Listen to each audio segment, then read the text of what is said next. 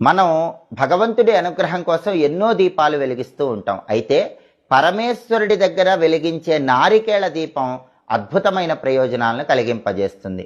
కార్తీక మాసంలో వచ్చే ఏ సోమవారం అయినా సరే ఈశ్వరుడి దగ్గర నారికేళ దీపాన్ని వెలిగిస్తే లక్ష్మీ కటాక్షం కలుగుతుంది, శివానుగ్రహం కలుగుతుంది.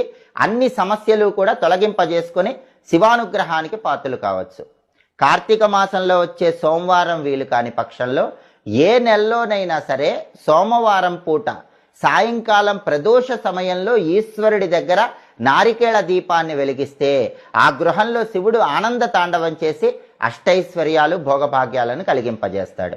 ఈ నారికేళ దీపాన్ని ఎలా వెలిగించాలంటే కార్తీక మాసంలో వచ్చే సోమవారం కానీ లేదా ఏ నెలలో వచ్చే సోమవారం అయినా సరే ప్రదోష కాలంలో సాయంకాలం పూట పరమేశ్వరుడి చిత్రపటానికి గంధం బొట్లు, కుంకుమ బొట్లు అలంకరించాలి. లేదా శివలింగం. మనం భగవంతుడి అనుగ్రహం కోసం ఎన్నో దీపాలు వెలిగిస్తూ ఉంటాం. అయితే పరమేశ్వరుడి దగ్గర వెలిగించే నారికేళ దీపం అద్భుతమైన ప్రయోజనాలను కలిగింపజేస్తుంది. కార్తీక మాసంలో వచ్చే ఏ సోమవారం అయినా సరే ఈశ్వరుడి దగ్గర నారికేళ దీపాన్ని వెలిగిస్తే లక్ష్మీ కటాక్షం కలుగుతుంది, శివానుగ్రహం కలుగుతుంది. అన్ని సమస్యలు కూడా తొలగింపజేసుకొని శివానుగ్రహానికి పాత్రలు కావచ్చు.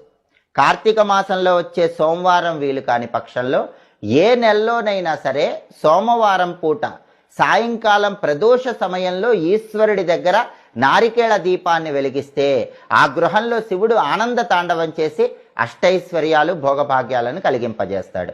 ఈ నారికేళ దీపాన్ని ఎలా వెలిగించాలంటే కార్తీక మాసంలో వచ్చే సోమవారం కానీ లేదా ఏ నెలలో వచ్చే సోమవారం అయినా సరే ప్రదోష కాలంలో సాయంకాలం పూట పరమేశ్వరుడి చిత్రపటానికి గంధం బొట్లు, కుంకుమ బొట్లు అలంకరించాలి. లేదా శివలింగం